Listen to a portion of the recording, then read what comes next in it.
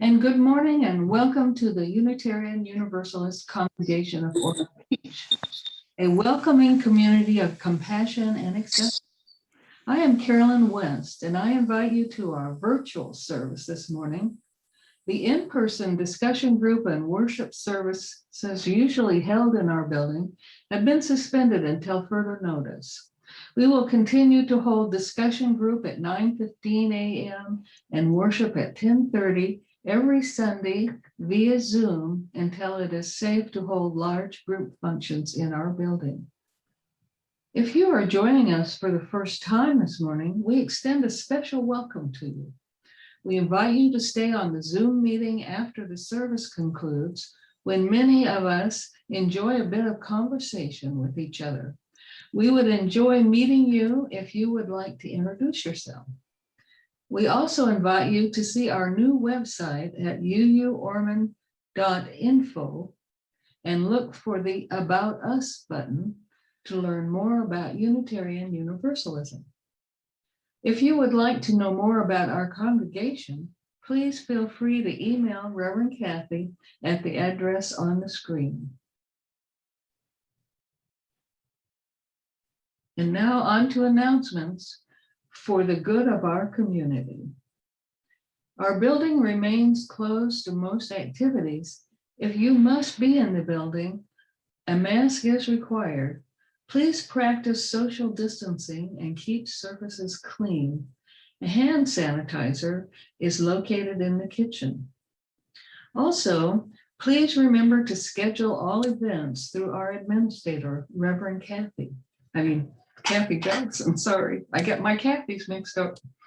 We are not holding congregational activities in our building, but we still need to coordinate at Zoom meetings and events and have them on our church calendar.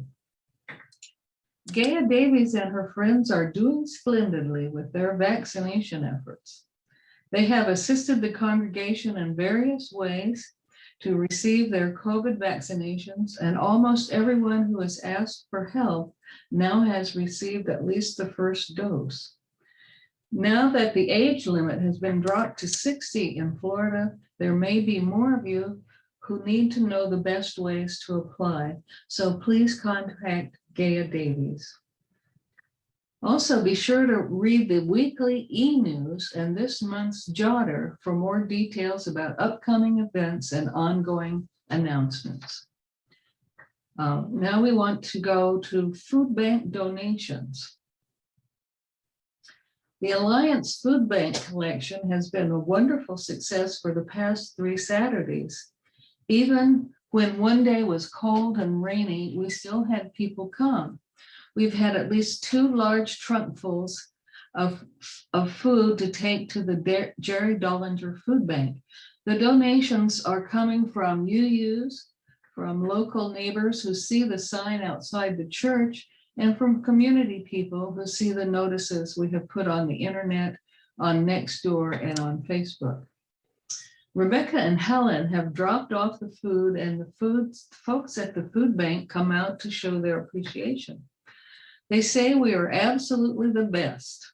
No one else brings as much to them as our UU. However, we are sure to say that it is the whole community that is contributing. So please tell your neighbors and friends to drop off food at the UU parking lot from 11 a.m. to 1 p.m. every Saturday in March. On March 20th, our religious education children will be helping with the donations. So come by to encourage our kids in their community service efforts. If you can put notices in your neighborhood, contact Gaia Davies for more information. And on to even more exciting news. Over the past month, we have collected close to $2,000 to donate to the food bank at the end of the month. And our donations will be matched by 2 local donors. So if you haven't sent your checks to Linda Kalajian yet, please do. Make out the check to U Cobb with Alliance Food Bank on the memo line. Thank you, everyone.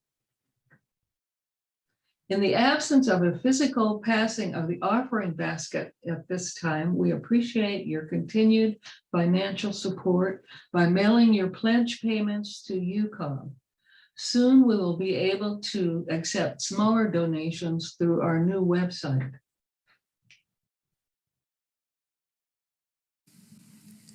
From you I receive, to you I give. Together we share, and from this we live.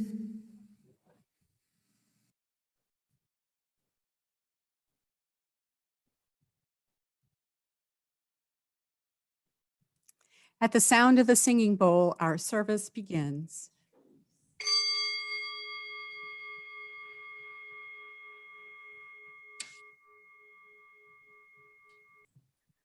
Our call to worship this morning, Covenant by Peter Friedrichs.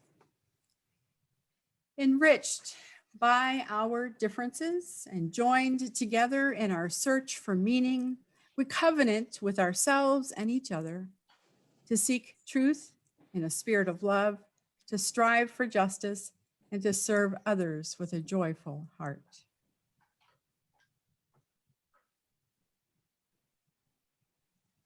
We light this chalice in remembrance of the prophetic women and men of ages past. May its light serve to rekindle in us the spark divine in thought, word, and deed. May the truth of wholesome living shine forth as a beacon of hope from generation to generation. Jan Sellers.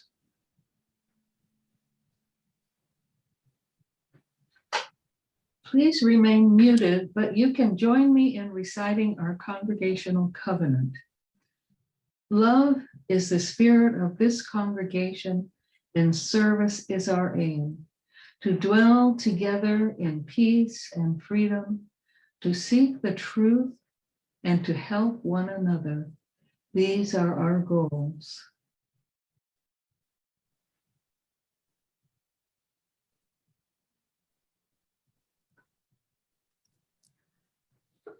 Our joys and concerns this morning. Let me start with our joys.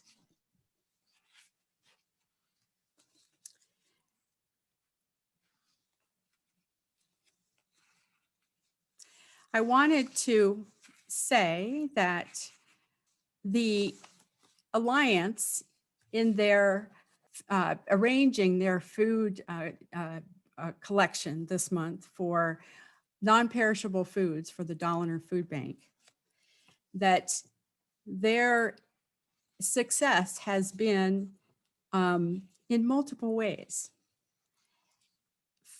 I think that it has provided not only restocking of the shelves for the Dahliner Food Bank and collecting money or donations that will be doubled by anonymous donors, but the Alliance has also given our Ormond Beach community an opportunity to do something positive and hopeful and helpful during this year-long pandemic now, a year almost exactly when we had our last service. And under those conditions, which makes us feel sometimes anything but positive, hopeful, and helpful.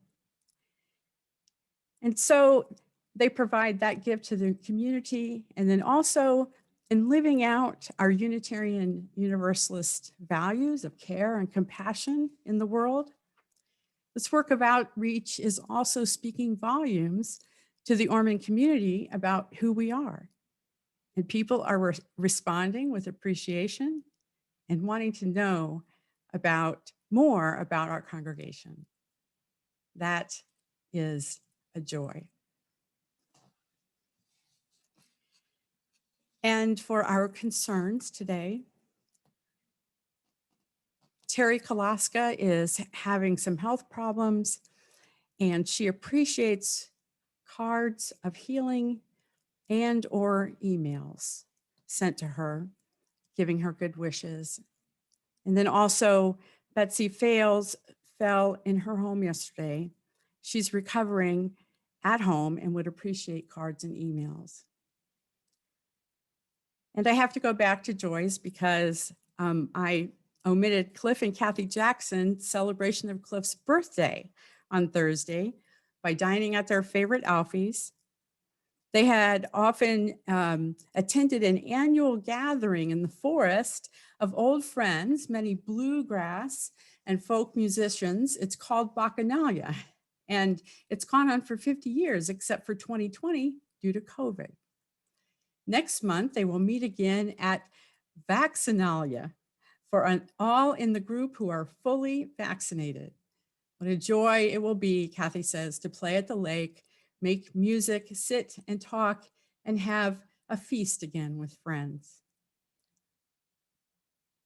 And finally, she says, a joy that we can all share is that Bike Week is coming to a close. Well, I guess that depends on your point of view.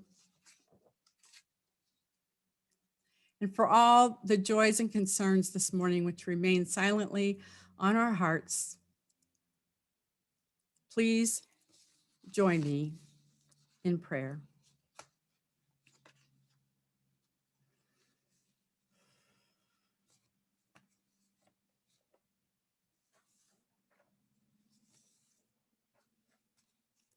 For All That Is Our Life by Liz Weber. Spirit of life, help us to be present with all that it is our life, both our deepest sorrows and our greatest joys, so we can truly live, engaging fully in our own life and our community. Spirit of community, help us know how linked we are, how each one of us cares and touches, each one of our cares touches us all. Help us to ask for support when we are in need and offer support to others when we are able, so that we may rest in the solace of one another's love. Spirit of love, help us to love our neighbors as we love ourselves, so that we might fully embody love and resist hatred. Spirit of resistance, help us to stick up for what is right, even when we are tired or afraid. Help us to dream of the world as it should be and act to bring that world about. Help us to find hope each day. And Spirit of hope, help us through this day and each day. Help us to be present for all that is our life. For all this we pray. Amen and blessed be.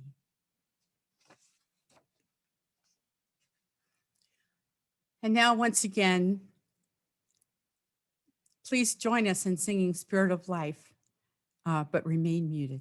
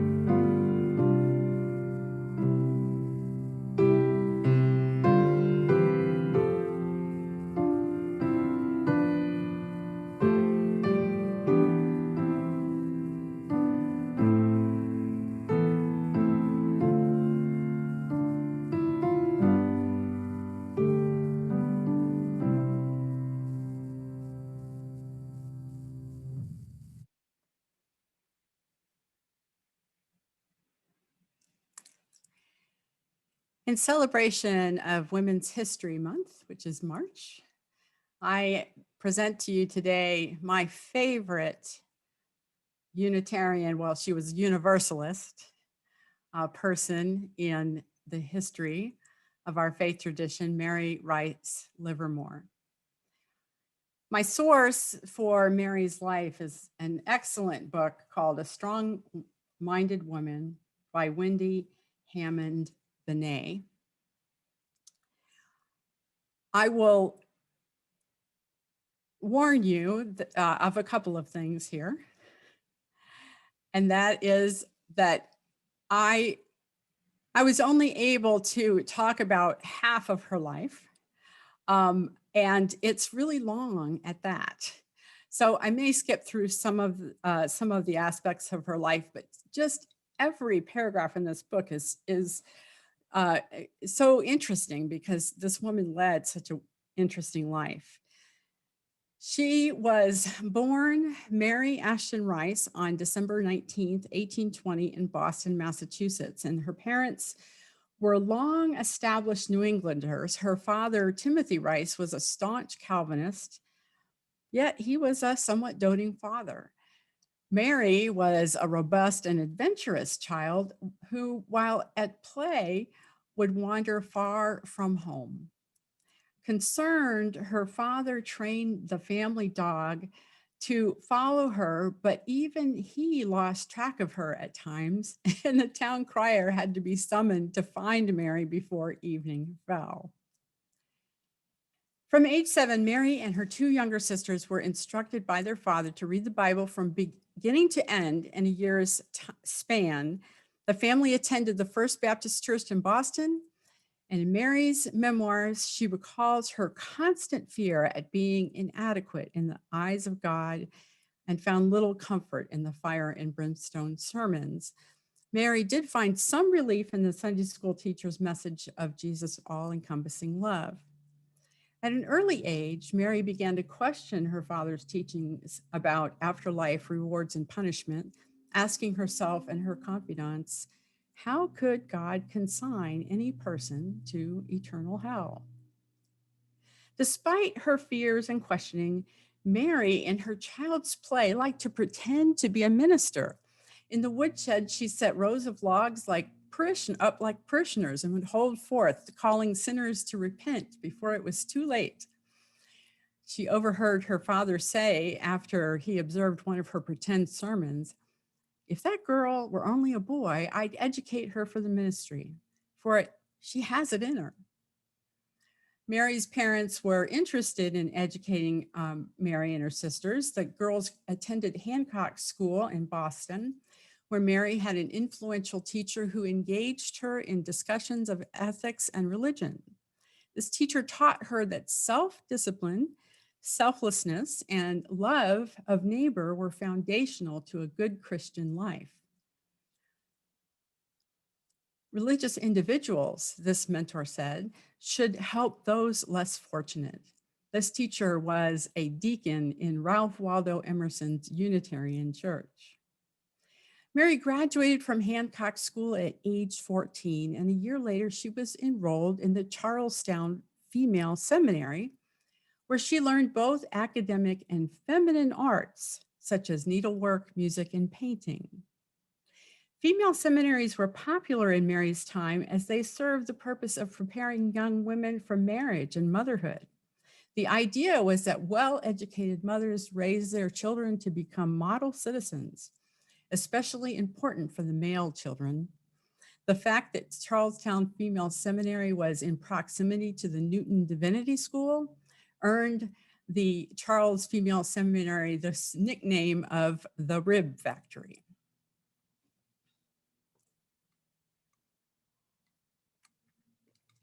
When Mary was 18 years old, her younger sister, Rachel, died. Mary was close to Rachel because Rachel had curvature of the spine and was often confined to home and denied many childhood pleasures. Mary felt much compassion for Rachel and was protective of her. They confided much in each other, including Rachel's own lack of spiritual conviction of her being one of God's elect. Rachel's father must have known this somehow because on Rachel's deathbed, he uttered no assurances that Rachel would go to heaven. Mary, who thought of her sister as nothing short of angelic in her sweetness and innocence, was internally outraged by the implication of her father's silence on Rachel's salvation. It was an experience that would change Mary's life. Not a year later, Mary, who had already become an instructor at the Charlestown Female Seminary, received a job offer from a Virginia family in search of a governess. After some angst at leaving her family and Boston behind, Mary finally accepted after the Jones family doubled their original offer of a salary. In the late fall of 1839, not quite 19 years old, Mary Ashton Rice arrived at the Jones Plantation house situated on the southern border of Mecklenburg County near the Roanoke River. One cannot imagine a more vivid contrast in geography and lifestyle than between 19th century Boston and rural Virginia. Nevertheless, Mary was greeted enthusiastically by James and Helen Jones upon her arrival and ushered her into the sprawling frame house. Mary was introduced to her charges, the 6 Jones children, and she became fond of them over the 3 years that she served the household. She also, she found James, the master of the plantation, a kind, attractive man who was self-made in land ownership and tobacco farming. Mary found his wife Helen to be somewhat of a martinet, but came to have a grudging admiration for her tireless management of the household, including the health and well-being of the African people they enslaved. Mary had never been in close contact with Black people and found the experience unnerving, especially when she was offered a personal servant to help her dress and tend to her hair. Mary refused. In her time with the Jones family, Mary experienced much of the familial, social, and political norms of the antebellum South. As a near family member, Mary would become close to the Joneses, whose company she enjoyed, even though they were, in her esteem, in her Calvinist upbringing, radical in their free-thinking religious views and in their socializing, which included parties, dancing, and alcoholic beverages. But Mary would later come to appreciate what she described as her liberal education with the reading available from the Jones Library, such as the works of Shakespeare, Voltaire, Rousseau, and biographies of Napoleon and Queen Elizabeth. Mary would learn for herself that character and intellect were not necessarily dependent on religious creed. Mary did not arrive in Virginia with a strong position on slavery, but she had been exposed to some anti-slavery speeches in Boston. As she saw the many contradictions between morality and slave ownership play out among the landed gentry, and after witnessing a particularly cruel whipping of an enslaved cooper by an overseer, Mary's convictions began to gel. Having fulfilled her contract with the Jones family, she decided to return to Boston. At age 22, she returned to her hometown stronger, more confident, independent, and in her words, a pronounced abolitionist. Mary had no intention of moving back into her parents' home. After a short stay, she took a teaching position in Duxbury, Massachusetts. It was 1842, and Mary became involved in the temperance movement. And although she would not have couched it in such terms, Mary saw intemperance as a feminist issue for 2 reasons.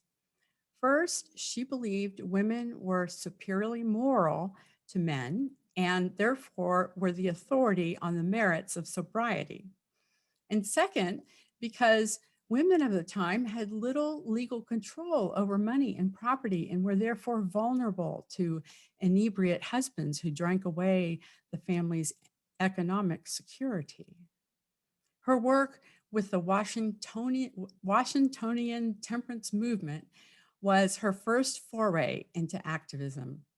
For 2 years, she immersed herself in running a private school and her temperance work. Then, on Christmas Eve, 1844, Mary, perhaps feeling a bit lonely, went for a walk and passed by the Universalist Church in Duxbury. Drawn to the door by the music playing inside, the sexton spotted her and invited her in. The young preacher was citing Matthew 121, explaining that Christ came to earth not to save humankind from endless punishment, but to teach us how to live moral, uplifting lives. God, the preacher said, would never consign his children to torment in hell. Of course, Mary found this very comforting as it mirrored her own thoughts and her rejection of her father's Calvinist doctrine. After the service, Mary asked the young preacher, Daniel Parker Livermore, to borrow his manuscript.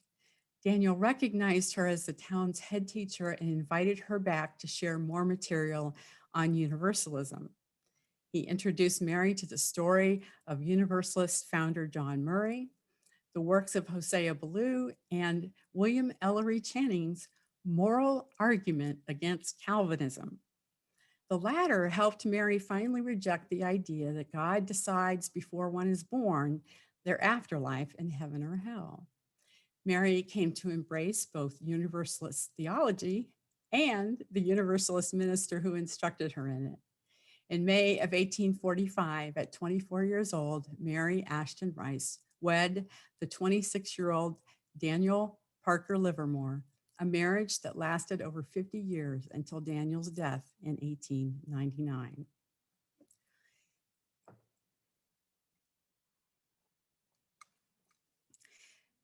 Now, as Mary A. Livermore, she gave up her teaching career. They followed Daniel's ministry to Fall River, Massachusetts. Before children and home ownership, Mary put her leisure time to good use in writing. She submitted a novella with a theme of temperance in a contest and won. And her writing was, and that novella was her first published work. In the meantime, Daniel was offered a ministry in Stafford, Connecticut, where Mary became a leader in the Stafford Ladies Benevolent Society, honing organizational skills that would serve her well in the future. Mary also gave birth to 2 of their 3 daughters in Stafford in 1848 and 1851. Together, Mary and Daniel enjoyed success in Stafford. The church grew, and Mary and Daniel enjoyed success there. The church grew, and Mary became the consummate preacher's wife, organizing social and fundraising events. And things seemed to be going really well until the issue of temperance became a growing political concern. The Connecticut legislature had decided to leave the decision of prohibition against the consumption of alcohol to voters. Of course, the Livermores were in full support of prohibition, and Daniel preached temperance. Unfortunately, the male members of Daniel's church disagreed. And although prohibition was voted in by the Connecticut voters in 1853, the division in Daniel's congregation compelled his resignation. The Livermores then moved around a bit, and their firstborn daughter tragically died a few weeks before her 5th birthday. A year later, in 1854, Mary gave birth to their youngest daughter, and shortly after they moved to Auburn, New York, which is near Syracuse. But once again, Daniel's pastorate there was marred by divisiveness, this time over abolition. Supportive of abolition, Mary and Daniel lived the tension between the need to protect Daniel's ministry and their desire to honor their moral stance on slavery. They, like many in the 1850s, worried about the future of the nation. In 1857, the Livermore family left Auburn, New York, and eventually wound up living in Chicago, Illinois. There, Daniel left parish ministry to run a Universalist newspaper called New Covenant, along with a small publishing company. Mary, while mostly concerned with caring for her young daughters and running a household, helped Daniel write and publish the newspaper. Chicago proved to be a good move for the Livermores. The irrepressible Mary took up her benevolence work and established a hospital and a homeless shelter specifically for women and children. By 1860, at 40 years old, Mary Livermore was a successful woman of her day. She possessed just the right mix of skills, fortitude, dedication, and wealth needed for the next phase of her extraordinary life as a leader of women's wartime volunteerism in the North.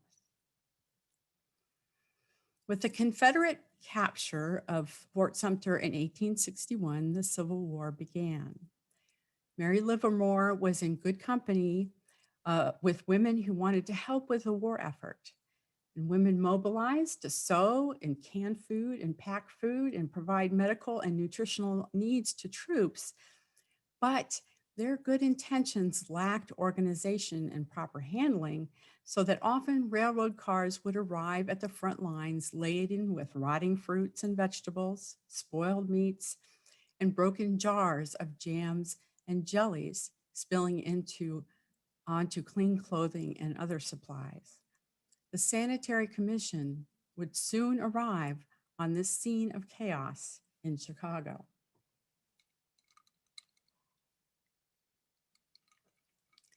Established by Reverend Henry Whitney Bellows, minister of All Souls Unitarian Church in New York City, the U.S. Sanitary Commission, the precursor to the Red Cross, was a quasi-government body that advised the Army on nutrition, hygiene, and medical care. Chicago organized its own branch led by the city's leading philanthropists. Smaller organizations in the war effort began to join with the Chicago Sanitary Commission. The association Mary Livermore oversaw was merged with the Chicago office, and one of her first efforts was to organize a fundraiser, but unremarkable compared to her later efforts. As supplies began to be distributed more effectively, the Sanitary Commission realized that wounded soldiers were dying unnecessarily because of a lack of resources, hospital beds, doctors, nurses to attend them. So Mary and her coworker, Jane Hogue, were dispatched to St. Louis to assess the situation. Mary and Jane spent several weeks visiting St. Louis hospitals. For Mary, it was a harrowing experience at first to witness the gore of injuries, and she had to inure herself to the nauseating smells of the hospital wards. But she was encouraged by her conversations with soldiers who expressed gratitude for her presence. She wrote letters to home for them and at times was able to cut through red tape to get soldiers released to home for furlough or discharge. Mary once went straight to General Grant seeking the discharge of 21 wounded men stuck in a Vicksburg field hospital. The doctors had pretty much given up on them. When Mary and Jane returned to Chicago and made their report to the Sanitary Commission, they made an impression. They both continued to work daily at the Chicago home base, organizing supplies, overseeing seamstresses, and answering correspondence and troubleshooting. In November of 1862, Mary and Jane were dispatched to Washington, D.C. for a convening of the Women's Council of the Sanitary Commission offices in several major cities. This Council of Women gained an audience with President Lincoln, who met them with a gloominess they were not expecting. Mary and Jane were so bothered by what seemed like President Lincoln's hopelessness of the situation, they returned to the White House for a second audience. And Mary asked Lincoln outright whether he thought the war effort was hopeless. Lincoln replied, "Not at all, for we are on the right side of things." While still in Washington, D.C., Mary met with Dorothea Dix. Dix was the first woman to hold an executive position as head of the Army nursing program, appointed by the Secretary of War in 1861. Mary and Dix discussed nurse recruitment in the West. Upon their return to Chicago, Mary Livermore and Jane Hoag were given titles by the Sanitary Commission and paid an annual salary of $1,000. This represented a historic turn for female benevolence to female professionalism. There are two more events in the course of Mary Livermore's work with the Sanitation Commission which are significant. The first took place on that return trip from Vicksburg, where she had asked General Grant to discharge those 21 wounded soldiers. Mary was, they made the trip by riverboat, and Mary was escorting those 21 wounded soldiers. The riverboat, when the riverboat stopped to pick up cargo, and on shore, Mary recognized a man, H. Ford Douglass, not Frederick Douglass, but H. Ford Douglass, a former slave and abolitionist living in Chicago. Douglass, who had enlisted in the 95th Illinois Infantry, seized young Ben Morris from a plantation near New Orleans. Douglass knew Ben's mother lived in Chicago. Douglass saw Mary aboard the riverboat and persuaded her to bring Ben Morris back to Chicago. And at her own peril, Mary did so and managed to find Ben's mother through a network of Chicago Black churches. She witnessed mother and child reunion, as she thought of it, an expiation of sorts for her lack of abolition activism in the past in Auburn. The second event that would change Mary's life was a fair, F-A-I-R, not an affair, a fair. Mary and Jane Hoag wanted to raise funds for the Sanitary Commission by organizing a fair that would attract people from the entire Northwest region by providing arts and crafts and auction items and entertainment, including concerts and lectures. They wanted to outdo the paltry $700 they raised with their first attempt. Mary and Jane envisioned an event of unprecedented scale. And when they took their ideas to the Sanitary Commission leaders in Chicago, they, in Mary's words, languidly agreed. It wasn't until Mary stated that the goal for the fair was $25,000 that she got their attention. They said it couldn't be done, but they gave their blessing anyway. Months of preparation ensued as Mary and Jane secured donations of auction items and retained speakers. Mary was able to use space in the New Covenant newspaper to give details of the fair and solicit donations. A relatively small detail of the planning would have a profound impact on Mary's future activism. They needed an annex built onto the hall where the fair was to be held. They needed to house large machinery for auction. They secured a building permit and found someone to donate building materials. When they contracted for the material and the builder, they were told they needed an underwriter to sign the contract. The ladies were confused. They said, "But we have money in the bank. We don't have any endorsers." And the builder replied, "You are married ladies, and by the laws of Illinois, your signatures will mean nothing on this contract." So both Mary and Jane had to send for their husbands to sign the building contract.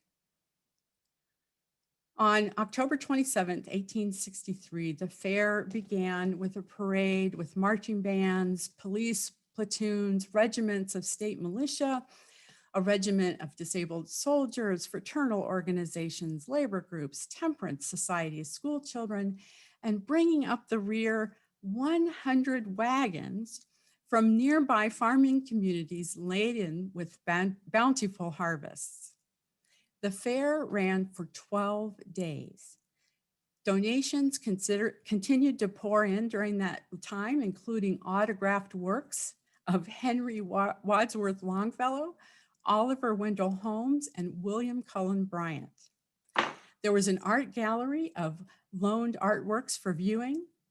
The prize auction item was the donation by Abraham Lincoln of a draft of the Emancipation Proclamation, which fetched $3,000 from a Chicago businessman.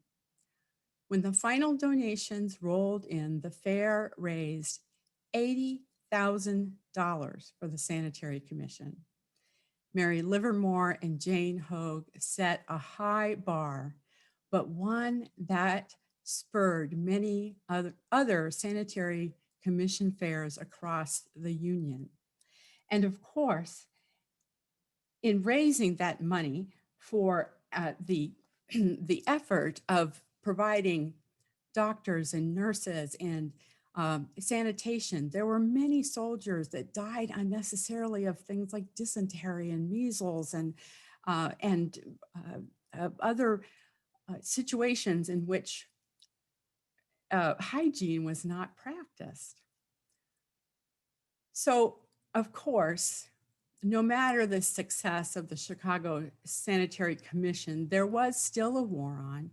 And as Mary said, she didn't have long to rest on her laurels before she had to get back to work. The war wouldn't end until 1865, of course. And of course, it was a war that brought much pain for the nation and one that would continue to claim too many lives. 25 years after the sanitation fair, Mary Livermore wrote a memoir. And in it, she describes that moment when the contractor told her that her signature was worthless. And she said, "Here was a revelation. We, two women, were able to enlist the whole Northwest in a great philanthropic money-making enterprise in the teeth of great opposition.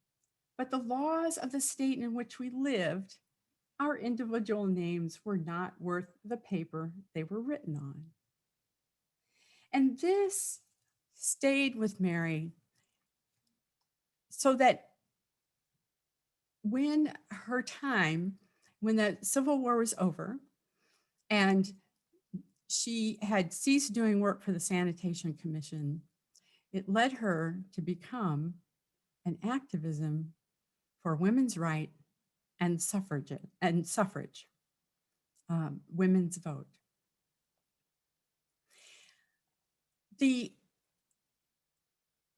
The story that Wendy Hammond Benet includes about Mary's involvement with the suffrage movement is so well detailed. And I think that it is a story in itself worth exploring again in the future, because it explains why when the suffrage movement began in earnest right after the Civil War, why it was not until 1921 that women's suffrage was won. And none of the great women who were involved in that suffragist movement lived to see women's right to vote.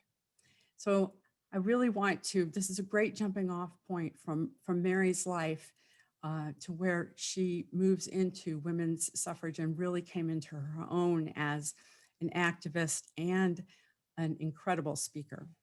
So I do want to close by saying that Mary died in 1905, but her granddaughter became the first woman elected to represent Melrose in the Massachusetts state legislature. So her legacy of being a strong-minded woman lived on in her daughters and her granddaughters. And I want to finally close by saying that not all of us can be, of course, a Mary Livermore. She was an extraordinary person, and she had to have had incredible energy and fortitude to do the things that she did at a time when women were expected not to be seen or heard much publicly. But I want to remind us that let us be inspired by her. And when it comes to creating justice in the world, or creating living out the ideal of having compassion for others and from being concerned about the welfare of our brothers and sisters, that I encourage you to remember Mary Livermore on March 22nd and get on the Faith Nehemiah Action Assembly. All you have to do is go to the website, and there's a button that you push for the Action Assembly, and you're right there. It couldn't be easier. So I will close with our encouraging you to live out our faith, and not only in the ways that the Alliance is doing in the community, but also in addressing and facing systems that create injustices for people in our community. May it be so.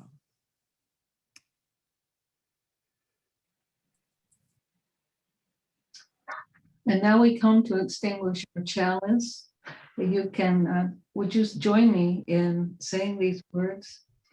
We extinguish this flame, but not the light of truth, the warmth of community, or the fire of commitment. These we carry in our hearts until we are together again.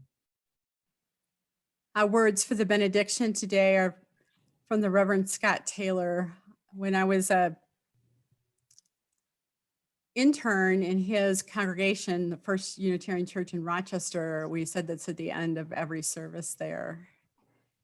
Whatever you do, whatever you can do or dream, we can do. Begin it. Boldness has genius and power and magic in it. May we ever be bold in our living and loving. Amen. That concludes our service, folks. Thank you so much for being here.